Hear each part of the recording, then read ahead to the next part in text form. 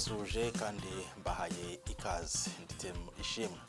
Ikibazo cy'ikoreshwa ry'imbunda muri Amerika ntikivugwaho rumwe. Ingingo ya kabiri yo mu itegeko nshinga ry'Amerika itanga uburenganzira ku banyamerika bwo gutunga imbunda. Kimwe cya gatatu cy'abanyamerika bafite imyaka y'ubukure baterwa ishema no kumva ko batunze imbunda, ariko ikoreshwa ryazo rihangayikishije ikindi gice cy'abanyamerika batazitunze n'abakorerwa urugomo rufitanye isano nazo.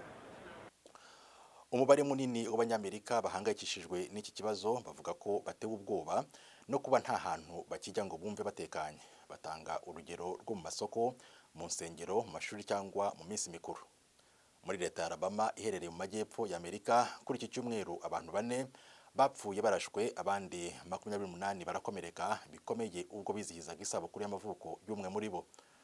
Umunsi umwe iri bara ribaye, umuvugizi wa polisi yo muri Alabama yasabye abaturage bari aho ubu bwicanyi bwabereye gutanga amakuru baba bafite ku byabaye. We've got to have information from the community.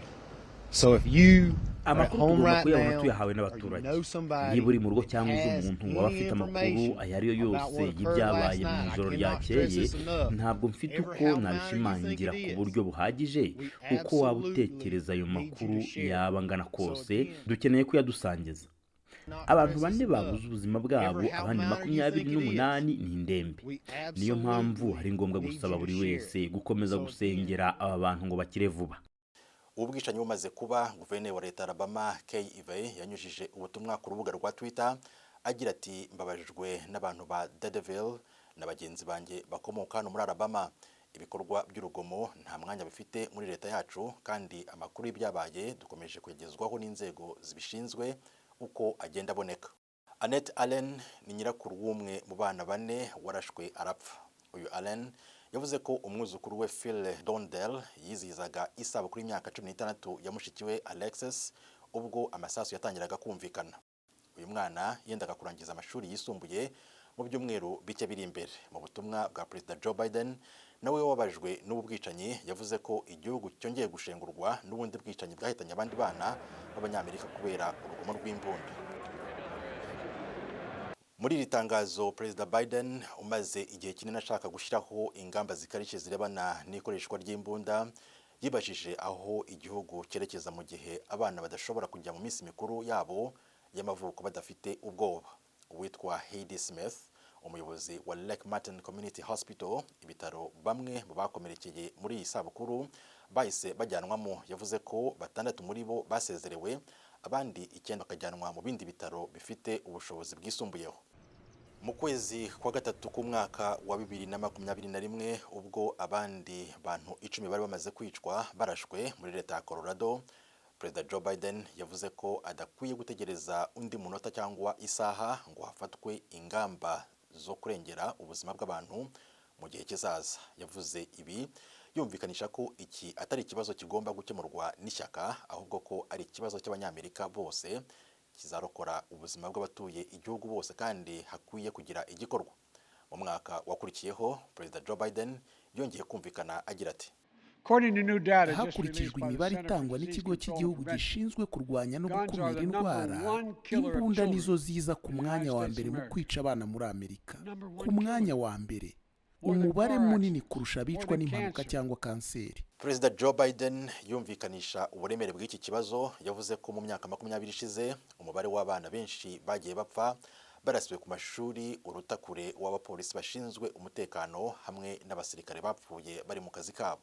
Christian Hain ni Vice Perezida mu muryango witwa Bari umaze igihe hano muri Amerika, ushinzwe politiki na porogaramu mu bikorwa byo gukumira ihohoterwa rikorwa hakoreshejwe intwaro. Ayoboye kandi ibikorwa byose bishingiye ku mategeko akumira imbunda ku rwego rw'igihugu na za leta. Ntabwo twigeze tubona ibintu nk'ibi mu myaka 30 ishize. Ndatekereza ko ari ingenzi gutora itegeko rishobora gutuma habaho impinduka nziza mu buzima.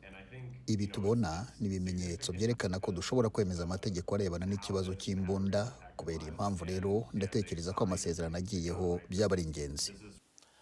Amerika ituwe n'abaturage bagera kuri miliyoni 340. Imbunda zabaruwe zifitwe n'abantu mu ngo zabo ni miliyoni 400. Itegeko rigenga imbunda muri Amerika ryashyizweho umukono na Perezida Lyndon B. Johnson ku itariki ya 22 y'ukwezi kwa 10/1968.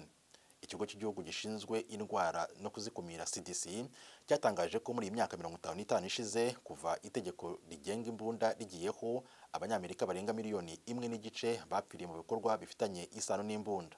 Ni umubare uruta kure uwo minisiteri ishinzwe abasirikare bavuye ku rugerero muri Amerika yatangaje muri 2017 ko abasirikare bose b'Amerika baguye ku rugamba ari miliyoni 1.200,000. Ku bijyanye n'imbunda muri Amerika, abanyapolitiki b'abademokrate n'abarepublikani bafite ahantu hanini batandukaniye. Kuri iki kibazo, abarepublikani bemera ko gutunga imbunda ari uburenganzira bw'umuturage, aho ashobora kuyikoresha yirwanaho cyangwa ari mu bikorwa byo guhiga mu rwego rwo kwidagadura, mu gihe abademokrate bo bumvikanisha ko gutunga imbunda byemewe n'urwego rubifitiye ububasha kandi hakwiye gushyirwaho amategeko aremereye azatuma hatabaho kurasana. Ndabashimiye kandi mbifurije kugira umunsi mwiza mukurikira ijwi ry'Amerika. Nge Nditema Ishimwe, Washington DC.